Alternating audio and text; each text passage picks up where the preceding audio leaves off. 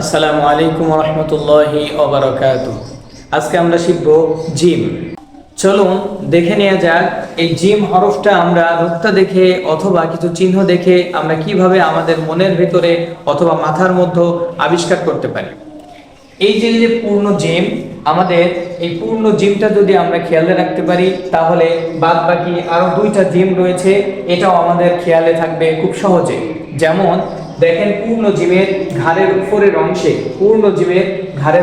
অংশে একটু ফাঁকা রয়েছে এবং পেটে এক নোক্তা। আমরা জানি জিমের পেটে এক নোক্তা। এরপরে যেটা আছে সেটা হচ্ছে অর্ধপূর্ণ জিম।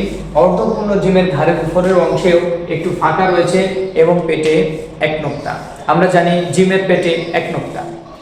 এরপরে যেটা আছে সেটা হচ্ছে যুক্ত জিম, যেটা আমি শিখাতে চাচ্ছি যে মোরাক্কাব হিসেবে আসলে আমরা কিভাবে চিনব। এই যে জিমটা রয়েছে দেখেন, এর ঘাড়ের উপরের অংশেও একটু ফাঁকা রয়েছে এবং নিচে এক নোক্তা। আমরা জানি জিমের পেটে এক নোক্তা। এখন আমরা দেখে নেই এই জিম যদি পবিত্র কোরআন, কায়দা অথবা আমপারাতে মোরাক্কাব হিসেবে আসে তাহলে আমরা কিভাবে চিনব। দেখেন, মোরাক্কাব হিসেবেও যদি এই জিমটা আসে কোরআন শরীফ, কায়দা অথবা আমপারাতে, তাহলে দেখবেন জিমের ঘাড়ের উপরের অংশে একটু ফাঁকা থাকবে এবং নিচে এক নোক্তা থাকবে। ঠিক অনুরূপভাবে দেখেন, এরপরে যেই জিমটা রয়েছে তার এই পাশে যেটা রয়েছে এটা হচ্ছে উল্টা দাগ, সৌন্দর্যের জন্য ব্যবহার করা হয়। এই যে জিমটা দেখা যাচ্ছে নিচে এক নোক্তা, সেই জিমটা ঘাড়ের উপরের অংশেও ফাঁকা রয়েছে এবং নিচে এক নোক্তা। এরপরে যে জিমটা দেখা যাচ্ছে এটা হচ্ছে পূর্ণ জিম, যার ঘাড়ের উপরের অংশে একটু ফাঁকা রয়েছে এবং নিচে এক নোক্তা।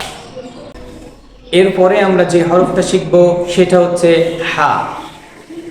হা হরফটা আমরা কিভাবে নুক্তা দেখে অথবা চিহ্ন দেখে আমরা আমাদের মাথার মধ্যে আবিষ্কার করতে পারি সে সম্পর্কে আজকের মতো বিদায়। ফি আমানিল্লাহ। দেখা হবে পরবর্তী ক্লাসে ইনশাআল্লাহ।